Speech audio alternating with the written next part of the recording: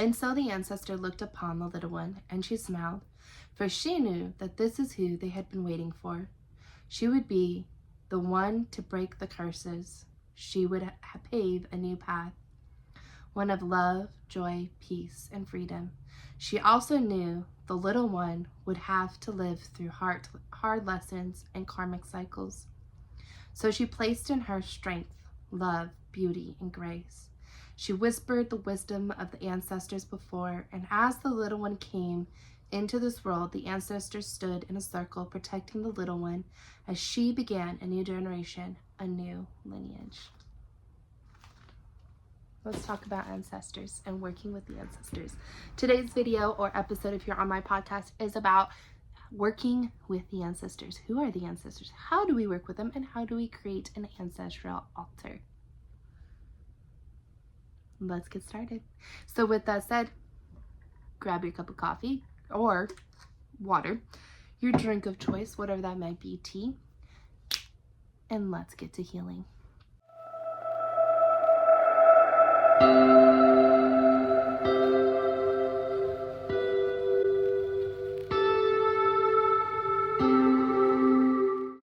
Working with the ancestors does not have to be something hard. It doesn't have to be something that is overly complicated that, we're just making all these things happen and I have to create an elaborate altar. I have to do all of these things. I have to put all this stuff together. I have to make this. I have to do this. And I also have to make sure that I give them these offerings at this time and I do this and I light a candle and blah, blah, blah, blah. No. Calm down. You don't have to do that much, okay?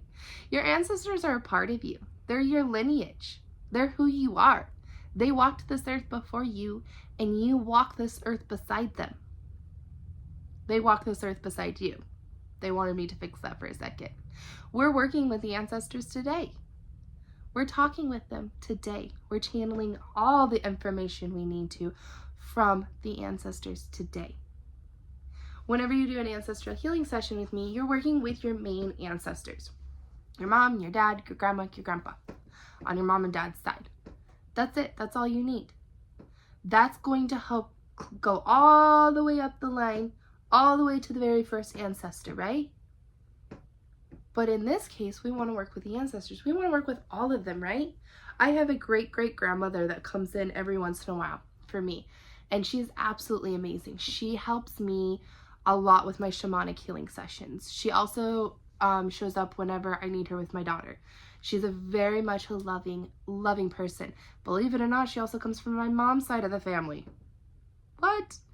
I thought it would have been mostly from my dad's side of the family, but this woman comes from my mom's side of the family, the not nurturing mothering side, believe it or not. My mother's side of the family, my mom doesn't have a nurturing mother bone in her body left. She might have when I was a kid, but she does not now. Her mother does not. I don't know if her mom did because I didn't really get to know my great-grandma, but this is her mom's mom. The very first time that she showed up for me, I was kind of surprised because at first I didn't know who she was. I was like, you're not familiar. I don't know who you are. I don't know, like, I don't really like inviting spiritual teams into my home if I don't know who you are. Like, I'm just not gonna do that, right? Well, she was like, you know who I am. You know who I am because I am you. I'm a part of you. I'm your family. After speaking with her for a while, after working with her and connecting with her, I realized who she was. And also, I ended up seeing a picture of her later on, and I was like, oh my gosh, she looks so familiar. It's crazy how you can put those puzzle pieces together. But she simply showed up one day when I was having a hard time with my daughter. My daughter had chronic ear infections, earaches, every single month. We went through it for the first year of her life. She would have an earache every single freaking year. That when she turned 1, she actually brought the new year in with double ear infections. And she showed up, and she was the one that said, you need to use garlic. You need to use garlic drops. And I looked at her and I was like, who are you? And she almost put her hand like right here and she felt calm. That is who your ancestors are. They're gonna make you feel calm. They're not gonna be there to make you feel uncomfortable. They don't hate you. They don't have anything against you. They don't think that you're a horrible human being. They don't think that you made a huge mistake or you make a bunch of mistakes. They actually think that you are absolutely amazing. And they want to work with you also. They do. So let's first talk about an ancestral altar and how do we create an ancestral altar. So first things first, you are the most important part of your altar. Your mind and your spirit, you need to work on it. The more you work on yourself, the more your altar comes together. So we're working today with my ancestral altar, okay? This is my ancestral altar. This is as simple as it is. This candle I always light for all of my clients, but I will light him for my videos now also. And then I have, my dad's little angel right here. I used to have my dad's picture, but I moved him a little bit over here just for many different reasons. But his angel still hangs out on the altar, and sometimes I can put a little candle in there. But this was something that was gifted to me. I didn't go out and buy it. This was something that was gifted to me. I guess I'm going to show you the altar first, and then we're going to get into talking, because that's just the way things go, apparently. This little stone is my mom's side of the family. So as I'm going through the advanced shaman course, I'm actually redoing my altar, my ancestral altar, and so that also meant the stones that were on it. This is my entire mom's lineage. This is the entire line. This is her ancestral. This is all the way up to the very first ancestor. And yes, I've met my mom's side of the family first ancestor because I healed a curse on that side. I think I've talked about it before in a video, but just so you guys know, like, yes, I've worked with them. So this crystal, I think I found it when I worked at the Raven, actually.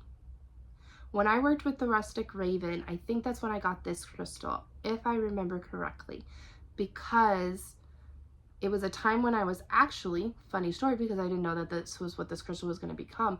I was working through ancestral healing and working with healing with my mom, the relationship with my mom, coming to terms that my mom may never want to have that relationship and all those things that come with it. So I think that's when this crystal found me, was at the Rustic Raven. So I think I actually did buy this one, but this one was gifted to me. This was the very first crystal actually that I ever came into my possession, way back in 2015, when I started to really awaken and wake up and started getting into tarot and everything. Well, back into tarot, I should say. And I went through my awakening process and all that jazz. This crystal actually found me. I went to my very first holistic event, and there was crystal shops and all this stuff that were there. And I went by this guy's booth, and all of a sudden I was looking at the crystals, like, those are pretty. And he goes, "I've been waiting for you." And I was like, "What are you doing? Who are you?" And he goes, "This crystal got hot the minute you walked through the door, and I only got to see a little piece of you, and then you disappeared, and then here you are." And he's like, and I can feel the vibration of the crystal coming through. He's like, "I took the crystal off the table and I set it aside because he's like, I knew you were going to come here." So he ended up giving me this crystal because it actually was calling for me the minute I came through the door. I thought that was so cool. I was like, oh my gosh. And it was my very, very, very, very first crystal. It's kyanite, which is it's something I work with all the time. It's a very grounding stone, but this is my dad's side of the family. This is my dad's lineage, and this makes a lot of sense. The grounding, the blue, just everything about kyanite, the protective energies that it has. This citrine also makes a lot of sense, right? It's more like burnt amethyst, but it is citrine, okay? It's citrine, which is the money and all that stuff, it makes sense. So these things came to me. They came to me. This little piece right here, this was gifted to me by one of my clients. This was also gifted to me by one of my clients.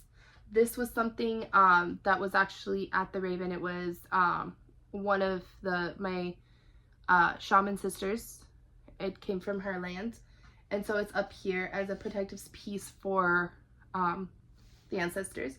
And then every once in a while I can add little offerings. My offerings are not that big. In fact, I love this little dresser that I have here in my little home. in my tiny home. But like I put some, this is my medicine wheel offerings. So it's got sage, it's got tobacco in it, it's got wormwood in it, it's got like a couple of different herbs in it.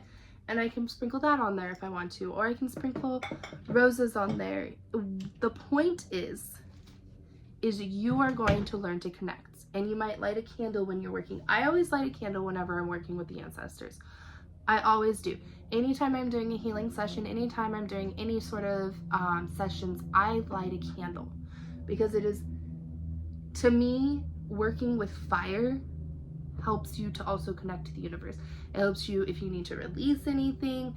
All of my candles are already anointed. Like this one's already anointed for healing, for working with ancestors, for working with my guides, my clients, all that fun jazz, okay? So, like I said, first off, you are the most important thing. Your connection to your altar is what creates your altar. So your altar could be something as simple as this. This is simple. This is nice. This is how I like things. I don't like a lot of clutter. I don't like big bang. I am very much a simple person. I like white, obviously. You know, so having this right here, this is my little space right here. This is where I come to meditate. This is where I come to work with my clients.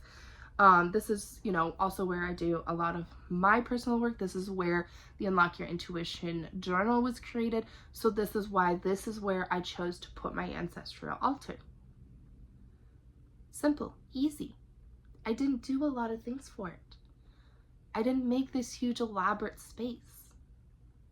And I think a lot of times that we forget that we don't need to have a huge elaborate space for all of our altars. I have, well, right now I have 2 altars technically. I have my business altar, and then I have Soulstone Healing Center's altar, and then I have my ancestral altar. My home is my home altar. So throughout my home, I have crystals. I have places that I put offerings outside and inside. So your home is your altar. I used to have like an actual home altar, but because we do live in a tiny space, I feel like 2 altars is enough energy for this home, okay?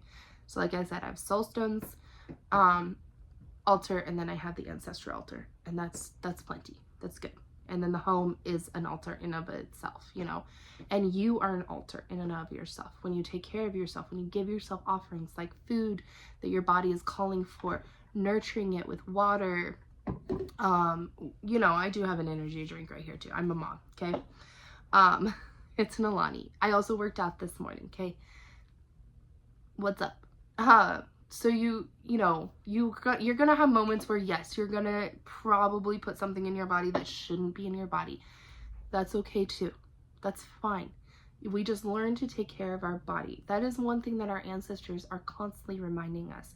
Our ancestors dealt with strife, that they have dealt with, you know, sicknesses, the plague, just all sorts of different diseases. And pretty much what they're reminding us now is that we do need to take care of our body because we are the most important altar that we have. When it comes to connecting with our ancestors, that doesn't have to be something hard and difficult also. A lot of times I get asked by my clients, do I need to sit here in a constant state of meditation, and do I need to have, you know, a certain space? Do I need to set things up in a certain way? Listen, I have my mesa out because I work with my mesa a lot. If you are a shamanic student, or if you are one of my shaman sister or brothers, you know that a mesa it's another altar. It's a shaman altar. It is an altar. So I guess I do have 3 altars in my home. But I close that altar up a lot before my daughter comes home so that the energies stay within the mesa and they don't come out, because that's a healing altar. That's also the altar I use to work with my clients. That's the altar I use to connect to my guides and spirit animals and the universe. So that one is a little bit more elaborate because I've worked through it. That's the other thing. Your altars are going to take time, you know. I just created this altar right here a month ago. It's still not going to get to the point where it's overly dramatic and it's got a lot going on. I might, like on my dad's birthday, like I'll put little presents here and then I'll take them out. So one of the things that they are saying is, what happens when you do give offerings like the sage or the roses or whatever? Are you supposed to throw them away when you're done with them? How long do you leave them? All that stuff. Use your intuition. This is where you're going to learn to connect to your intuition. So you need to use your intuition to allow yourself to know what to do with those offerings. Don't make it this huge elaborate thing, okay? Don't get to the point where you're sitting there going, well, I have to have this, this, and this, and this, and this. No. You know, sometimes I will put rose petals around the altar and I'll let them sit there for a week or until my daughter notices them and she wants to go touch them. And then I will clear them off and I will go give them to Mother Earth. And I just place them outside. I have a place outside that I put them. That's all I do. That's it. It's not, don't overcomplicate it. I feel like when we get overly complicated, when we try to make too much of something, then we are drawing in energies that we don't even want to work with really either. So don't make it too complicated. Don't make it too much. Just make it enough, okay? Make it what feels right for you. That's all you have to do. You don't have to do anything else. Don't get so caught up in, I have to do this, this, and this, and this. No, you don't. Just make it easy, okay? It's okay. I promise. All right. Let me make sure. I think that's all they have to say on altars. They'll probably come back and say more on altars. You know, there are times where you're going to light a candle for someone special. For my dad, I get him like a little birthday candle and I'll light it and I'll say, happy birthday, Dad.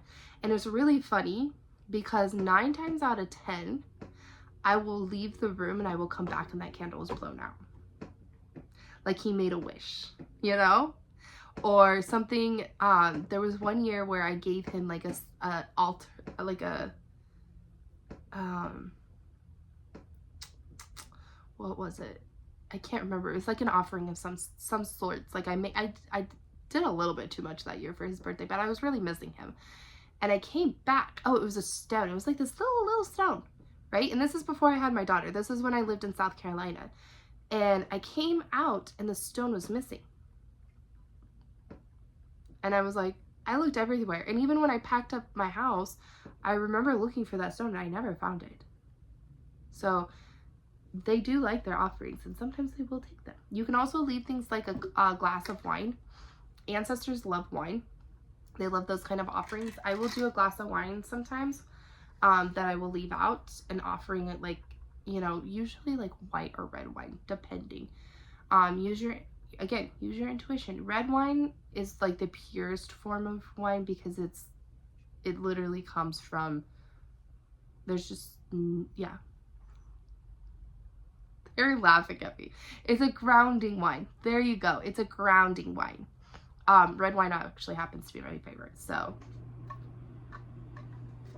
white wine is good too. So it also depends. Red wine is also more of a winter wine, and white wine is more of a summer, spring wine, right? Winter's fall. Red wine is winter and fall. White is spring and summer. So you can use that also, going with the seasons.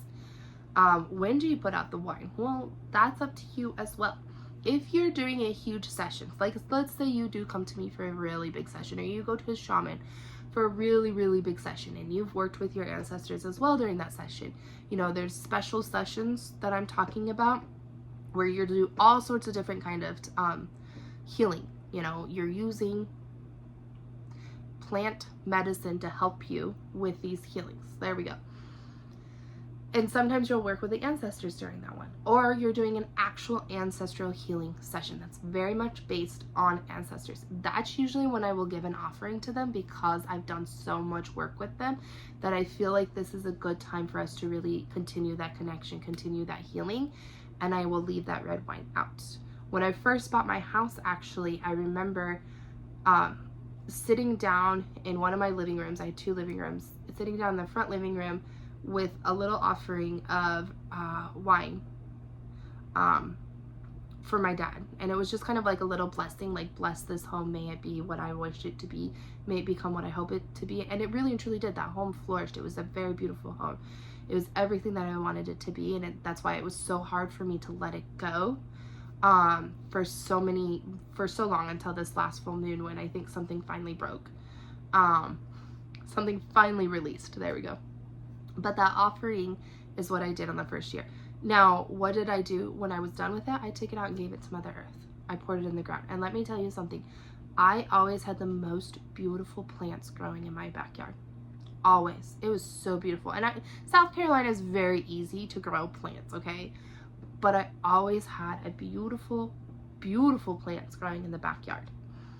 That's why I take all of my offerings out to Mother Earth. She can mulch those offerings up for you. She can take them, she can collect them, she can put them back into the earth, and they will always find their way to the ancestors as well. And then the ancestors will help you as well. Okay. Those are some ways to work with the offerings. Now, how do we actually work with our ancestors? How do we actually connect with them? There are multiple different ways. We can meditate. Meditate is the simplest way. You get in, you meditate, you connect, you say, I'm going to connect, you set those intentions, I'm going to connect with my ancestors. Maybe you grab one of your, and I'll grab this crystal, or I'll grab this crystal, and I'll sit there with the intention to just connect with my dad's side, or just connect with my mom's side. And that's all I want to connect with. And it depends also on if I'm going through something, Are you going through something? Are you working through something? Do you need to connect with a certain side of your family? Do you need to work with a certain side of your family? Our ancestors walked this earth before us. That wisdom that they know, the stuff that they know, is already planted within us. The Akashic records are already in us. Our gifts are already in us. Everything we possibly need is already within us. It's just simply learning how to unlock it, how to work with it, how to balance the energies, how to create with it, how to understand it, how to learn to listen. That's all it is. It's just remembering. That's it. It's not like you have to. So to get my BA in counseling through behavioral health science, I had to take a bunch of classes, right? I still had to take a bunch of classes. Where I am constantly learning what is how to define depression, how to do this, how to do that. All of these things you have to do in college. These are classes. Well, just like taking classes, sometimes you have to take a class, open a book, open a YouTube video, find a mentor to help you with that, and that is great. The ancestors, your guides, are always going to place certain people in front of you to help you. The people that are meant to find my videos are gonna find my videos. The people that are wanting to work with the ancestors are going to find my video. Whoever is meant to find this video is going to find this video, right? And you're gonna find it when you're ready. I found Mary when I moved to South Carolina because I was ready to step into my shamanism, because I was ready to become a shaman, because I was also ready to go on the biggest whirlwind of my life that I've ever gone in. But I found her at that time because that's when I was meant to find her. I find all of my mentors at the time that I'm meant to work with them, whether the relationships have ended good or bad, whether they've been good or bad for me, I have always found them. Why? Because our ancestors, our guides, are always going to lead us to where we need to go. So when it comes time for you to really unlock that and tap into that, you are going to find who you're supposed to be. So first, you're going to set your intention. You're going to set the intention that you want to connect to your ancestors. I would start with saying, I wanted to connect to the ancestors on my dad's side or my mom's side. That way you don't have a flock of ancestors coming in that want to talk to you all at once. Because once you open up that channel, once you open up the gates, they constantly want to talk to you. I am always getting signs from all of my ancestors. They are always everywhere. They always want to talk to me, which I think is absolutely great. There's nothing wrong with that. I love it. I keep that channel open for so many reasons. I've closed the channel before, but now I keep it open so that I can continue to talk to them, because I know that they are here to help me as well. So when you're ready, you're gonna set the intention. They're gonna do that. Now you're gonna start working with one side. You're gonna simply say, I want to connect to my dad's side of the family. I would get into a meditative state where you can fully tap in, because it's gonna take you a couple of times. It is. when you get into that state, when you get into that mode of meditation, when you're fully connected, when you're fully comfortable, you found a place to be comfortable, you're connected, be open to anything they have to say. And remember, the ancestors are not mad at you. They don't have beef with you. They actually very much love you, and they want to help you, and they want to point you in the right direction. There's nothing wrong with wanting to connect to your ancestors. There's nothing wrong with wanting to say, I want to talk to my dad today, and so you connect to your dad to talk to him. You're not always going to hear them. So I can't always hear my dad, but I know he's around, and I know he's always sending me signals. He's always sending me signs. How do I know? Because we have a number that we work with that I don't tell anybody. In fact, we used to work with a different number, and I've changed it because I no longer talk to some people in my life, and I don't like, I changed it for many different reasons. So I set a number. This is the number that we work with. I see this number throughout the day. Those are his little highs. You can do that also. But can I fully talk to my dad? No. No. I can't always hear him. Why? Because I want to. The one person in the entire world that I want to talk to is my dad, right? It doesn't mean that I don't get messages from him. It doesn't mean that there aren't times where I know that he's there and he's sending me signs and that I can't connect the signs and figure out what he's trying to say. Because yes, I've gotten to a point where I can do that now, but I can't have a full-on conversation like I am right now with the ancestors that I am channeling right now for this video. I try to. I work on that every single day, and I will probably always work on that. I talk to him in the car. I talk to him when I'm putting Everly to bed. I talk to him when I am upset. I talk to him all the time, just like I am with you. That is one way that you can actually grow your connection, is if you start talking to them like they're sitting right there. I can, however, have full-on conversations with my grandpa on my mom's side, who passed away a few years ago, like a couple days before my birthday or a day before my birthday. I can't remember which day exactly is the day that he passed, but I actually saw my grandpa the day that he died. He was sitting on my couch when I got home. So I can connect with him, and I have seen him before many, many times. And I have talked to him before. Same with my great-great-grandma on my mom's side also. Now you're probably sitting here going, but then it branches off into different, it does. It branches off into different directions, which is why we are keeping it simple, okay? So to bring us back, you know, we have our ancestors. We're connecting with them. We've chosen the side that we want to connect to, and now we're letting them come in. And we're going to allow the messages that need to come through. Sometimes we need to clear up some energy to get us to the point where we can fully connect to our ancestors. Sometimes we need to connect to an energy that says, you know, let's clear your heart chakra, let's clear your throat chakra, let's clear up whatever energy is going in and around your aura. You need to do some shadow work. You need to release resentment over your mom, your dad, your grandma, your grandpa, aunt, uncle. Sorry, I apologize. Energy always has a way of getting out, right? But they might tell you that you need to work on something. Follow that. The more you work on stuff, and the more you are able to release energy, and the faster you're able to release energy, the clearer that channel becomes, to the point where you can simply flow with them. Work with them every day. So start by setting up an altar, and you're gonna just maybe set a candle. I would start with a candle, okay?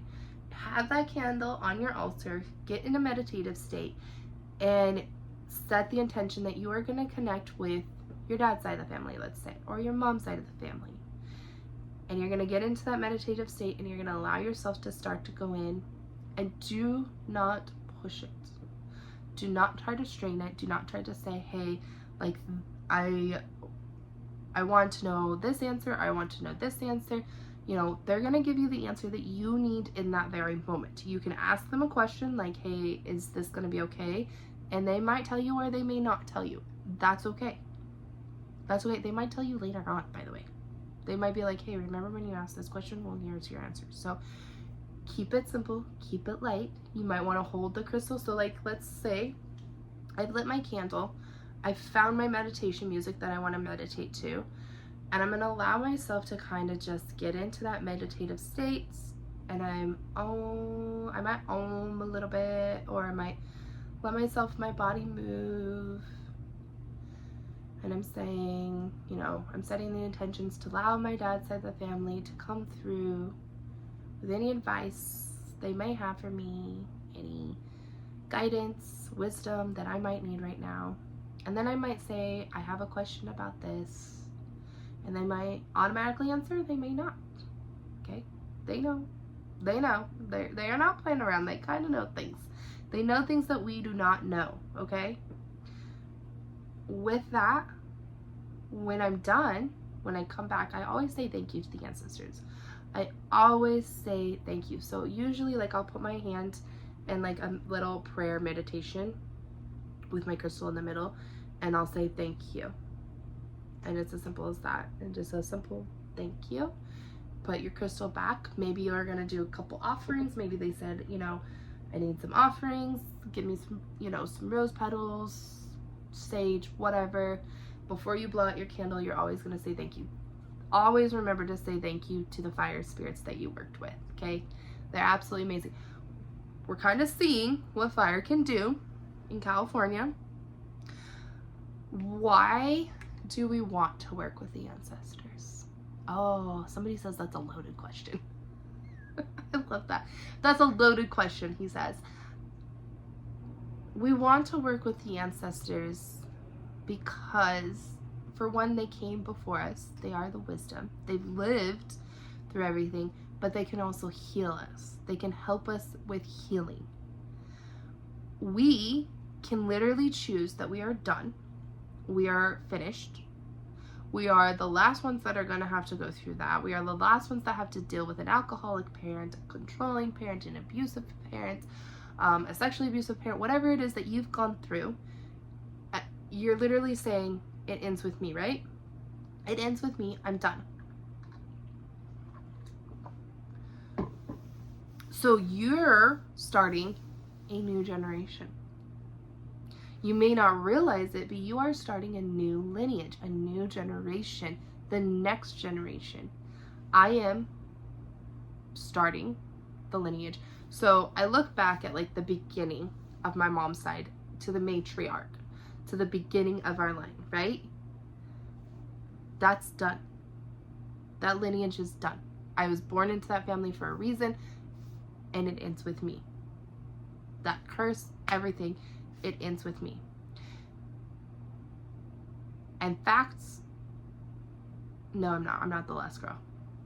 That would have been a lie. That would have been a horrible lie. But it ends with me, okay? It ends with, I'm the last. No, still not right. Okay. Stop. Anyways, so it ends with me. Now I get to start a new lineage. I can be the matriarch for my daughter and her daughter and her daughter's daughter and her daughter's daughter, or son, or whoever she has, whatever she has, okay? Whether she's a boy mom, a girl mom, or whatever. She may even choose not to be a mom. I hope not. Because being a mom is beautiful. It's amazing. It's wonderful. But that's her choice. I freed us from that. So you're freeing your family from the curse, from the chains, whatever it is. You're starting a new generation, a new lineage. You are creating something new. We are literally creating a new world. Right now, it is important for us to connect to our ancestors because of all the changes that are happening in the world right now. There's a lot going on. There's a lot, and you're probably tired. You're probably like, I am so stinking tired, and I get it. I've been there. I've laid down. I've taken breaks until my guides are like, hey, break time's over. Time to get back to work. Time to open up Soulstone Healing Center and all that she's going to be. But my ancestors play a part in that. And your ancestors play a part in your journey. Your ancestors also play a part in saying, hey, we've gone through this. We've played through this history book already. We've already done this history. Do you not remember? Maybe it's time you do remember. Maybe it's time that you open that book up and you see what is actually happening. History repeats itself when we do not learn the lessons.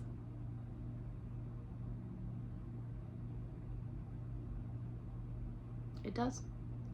History will continue to show up when we do not learn the lessons. We're meant to learn the lessons. We're meant to move on. We're meant to show up. We're meant to push against certain things. We're meant to tear things down. We're meant to start over. We're meant to break the cycle. We're meant to destroy the curses. How do you destroy the curses? How do you find out if there is a curse in your family? You can A, schedule your session, or B, you can do it yourself. You can go into that meditative state. When it is time for you to do it, and if you're supposed to do it on your own, you're gonna figure it out. It's gonna come to you. Whether, you learn about how to destroy curses on your family, or you go through the medicine wheel, or, you're sitting there in a meditation and all of a sudden, this chain breaks or this curse is, let go. My biggest recommendation, my biggest thing that I would do is if you do and you feel that sudden burst of energy, like that release, it almost feels like a weight is lifted off of your shoulder and it feels like something's being pulled out of you. Number one, allow it to be pulled out of you. Number two, I would imagine it being put into a fire so that it can mulch up those heavy energies, or back down into Mother Earth so that she can create something new out of it. Okay, then I would also recommend cleansing your energy. So you can use Florida water. You can do what I do. So this is actually probably this much Florida water, and the rest is water, because Florida water is really strong. It's super, super strong. Or sometimes I do like this much. It depends. And then water, and then I can just spray my aura and my energy.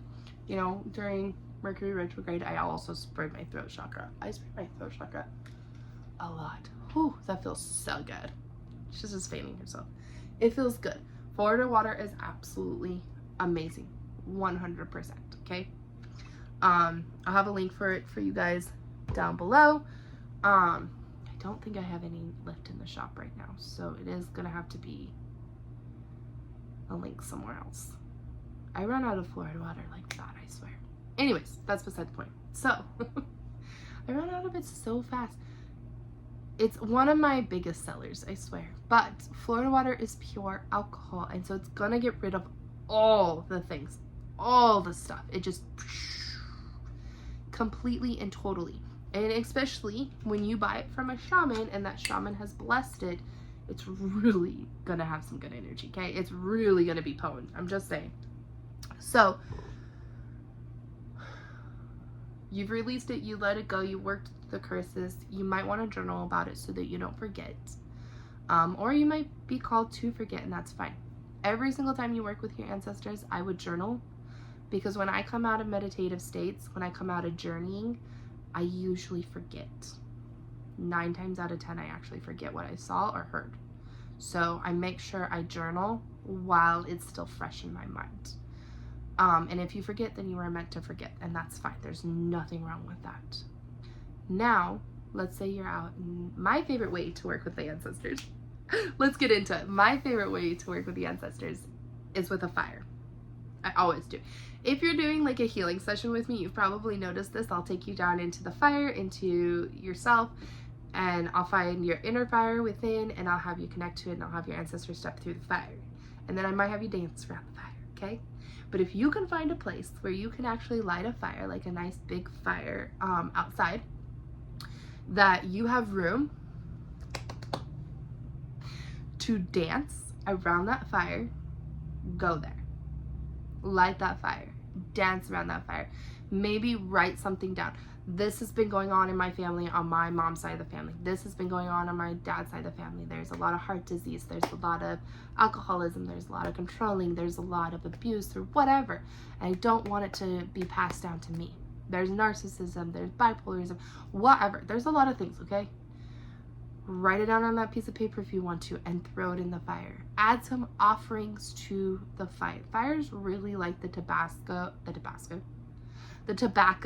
and the sage, and I don't know, is it wormtail or wormwood? Dragon's breath, that kind of stuff. Like, they really love that. I like to put rose petals also in my fires, just for that little extra love energy, right?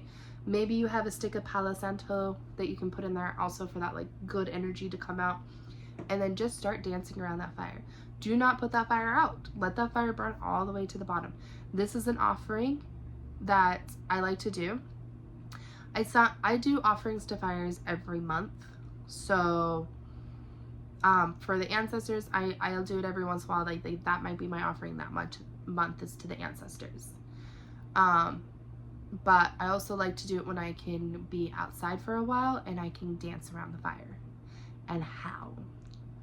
Whatever spirit animal comes out. Maybe you want to chant, maybe you want to sing, maybe you want to use your drums, maybe you want to use your rattles, make music, be loud. You know, maybe you have neighbors and you can't really be, and that's okay. So just turn on some, you know, some music, not like hip hop, not dance music. I'm talking like shamanic music, drumming,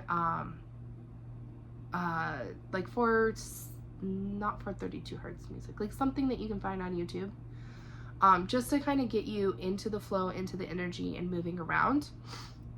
But if you are somewhere that you can let it out and let it go, howl, drum, rattle. I love dancing around the fire and howling. If you were ever there at one of the events at the Rustic Raven and you saw me get to howl around the fire, it was absolutely magical, beautiful, wonderful. I still do it.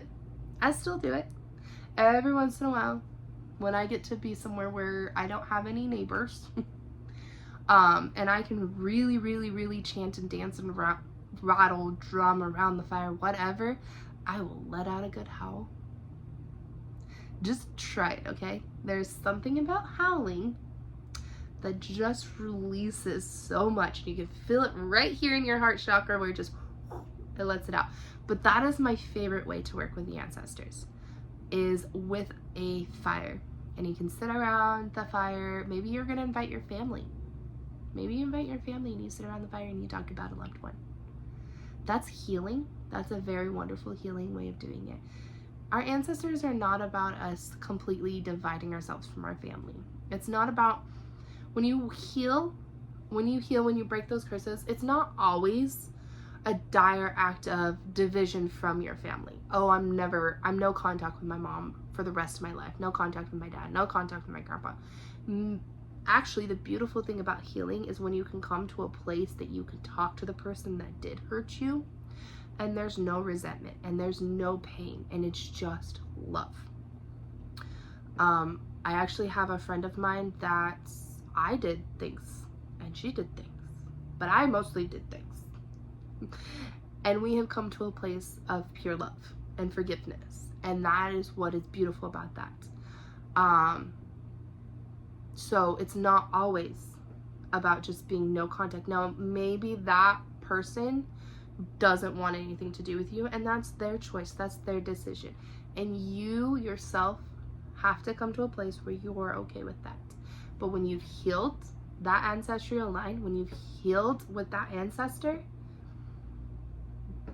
then you will be able to come to a place where it's okay, where you can move on, where it's fine. You don't feel like you have to talk to that person or you have to make things up with that person.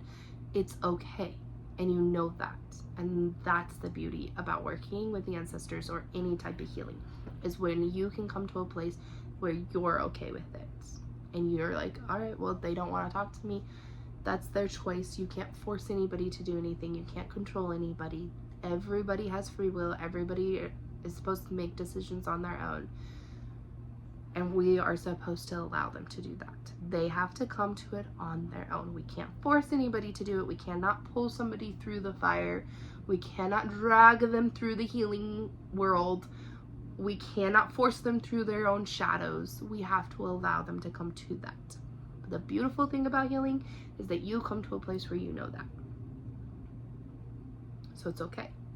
But again, like I said, the biggest and best thing about healing, though, is that you come to a place, even if they're still acting absolutely the same.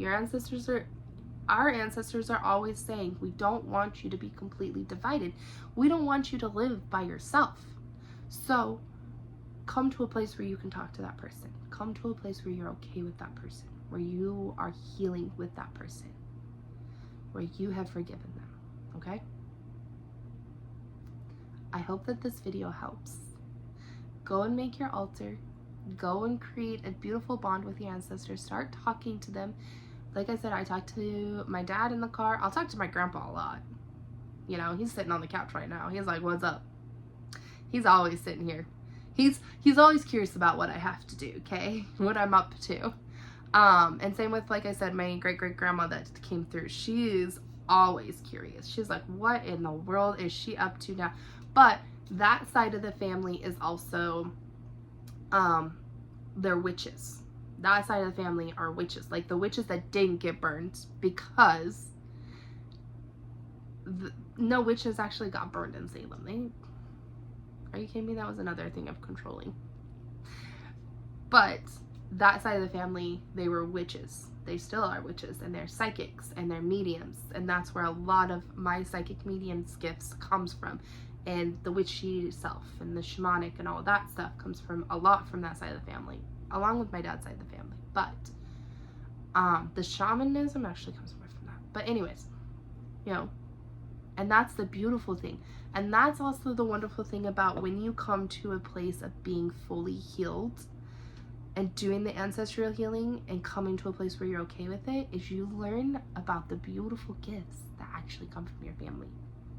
I have a lot of wonderful gifts that come from my mom's side of the family. Do I talk to my mom? No. Have I tried to? Yes. Is it her choice now that we don't talk? Yes. Am I okay with it? I'm learning to be. I'm learning to be, because I'm still a daughter. But I also know that a lot of my gifts come from that side of the family. A lot. Okay? So I hope this helped. Come to a place where you're healed with the ancestors and you work with the ancestors, because there is so much beauty in it. It is absolutely wonderful, my darling. I don't know where that came from. So anyways, I love you guys oh so much, and I will see you guys in my next video and episode. Bye guys.